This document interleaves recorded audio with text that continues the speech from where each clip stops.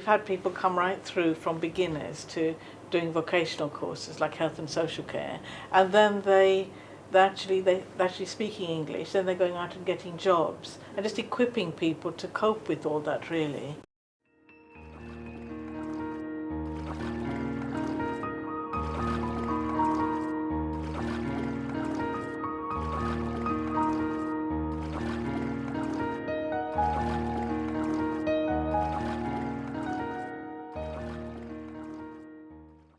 I study university. Is calling is a very famous book writer Tolstoy. It's a Russian book writer.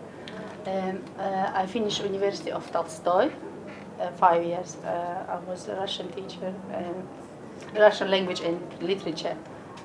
The earliest memory which I have, I should say, from war is just the helicopters, which is surrounding our house, and also going to school. So everywhere was helicopters, and sometimes the jets.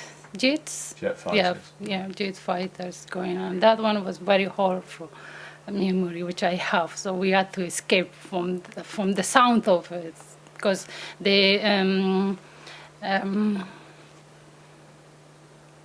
flight from Kabul to go to north or south of Afghanistan to bomb, or for what reason, I don't know. So that's the scariest memory which I have. I remember going to school. I remember walking down the road to school. Sometimes I walked.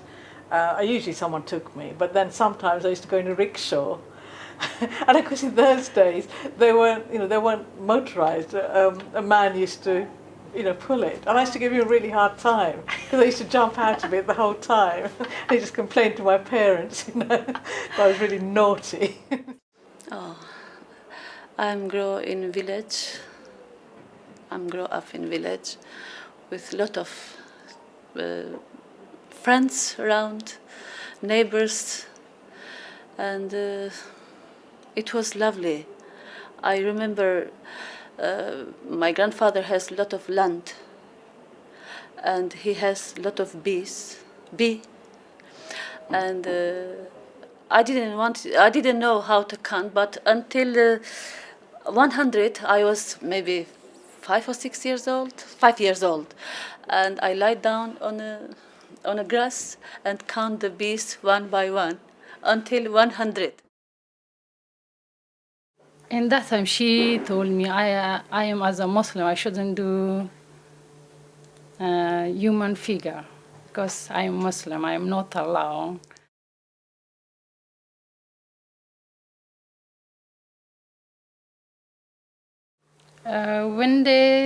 We stayed home, and that time I realized I can express myself in my work. At least if I can't talk, so I can express it through my work. Oh, we have big garden. It's not in central Chechnya. It was a little bit outside. I always been with my mom and help her. We have plenty of strawberry. I like strawberry. I always going there. Went with my mom there, and when you eat strawberry, when they're fresh, they taste different. But I always remember. Yeah.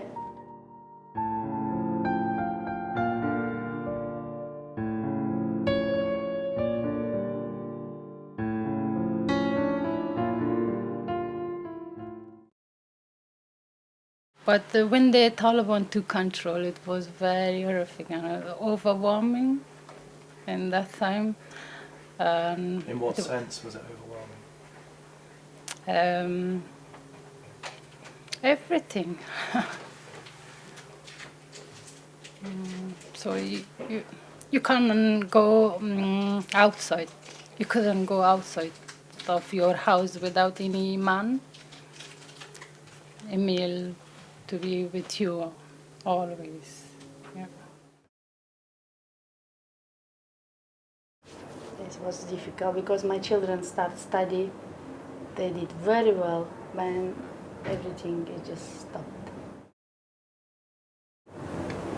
And I killed family, husband, so It is different life.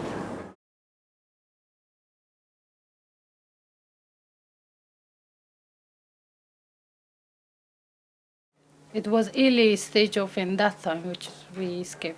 So we moved from Afghanistan. Was that a huge risk to try and escape? Was that a really dangerous thing? Yeah, it was. Can you describe that then? How did you get out? I shall not talk.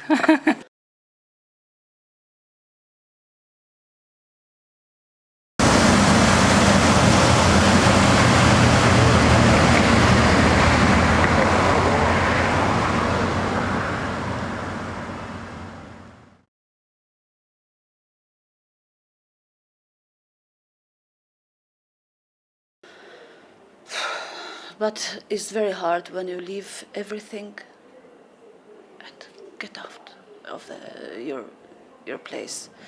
But sometimes moms are a little bit mad. They can do everything for their children, everything, just to survive. For my children, I put my children in dangers, just to don't leave them to die in that kind of situation.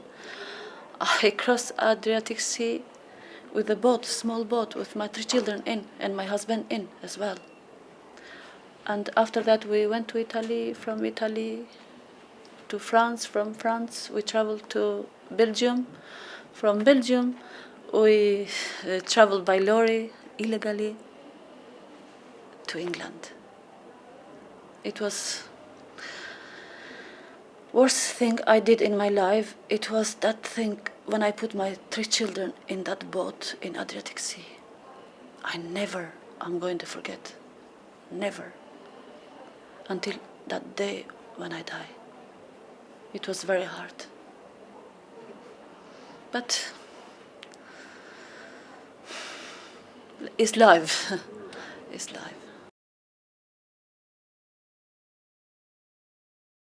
When I came from Malta to England, I have to stay 2 hours and go back to Russia. What happened? All my clothes and the girl clothes transferred from one plane to other. I lost everything, money, clothes. I just had a small handbag, that's it. And when the plane left, I just sit down and cry. I say, bloody hell, what I have to do? I don't speak I don't understand any word. I don't know what I have to. I remember it was $20 in my pocket. I remember when I come here in England at first, the police opened that door from lorry. I never forget that. They were very, very nice to us. Very, very nice to us. They took my children like that in their arms. I never saw the police in my life took the children, handing the children like that. No, in my country, no. But here in England, I find it that. It was warmest thing in my life, I find it. In my life, warmest thing. If someone broken the law in my country, they're not going to hug your children and put in a nice place and offer coffee, a tea or biscuits. No, they're going to put you straight away in jail. But here I find that warmest thing.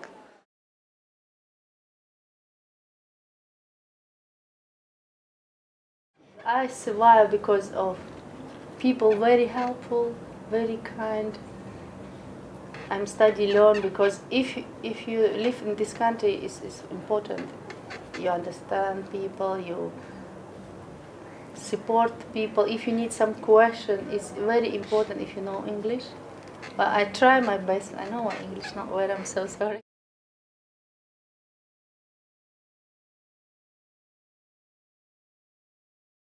Stories are quite very sad, some of the things they go through, but I suppose it's just the attitude of other people around really, and I suppose the media, the sort of things they pick up, it's always sort of asylum seekers, you know, it's always bogus, you know, none of it sort of, there's nothing about the contribution they make or their children make. It's always, oh well, they're getting benefit, they come over here just to get benefit.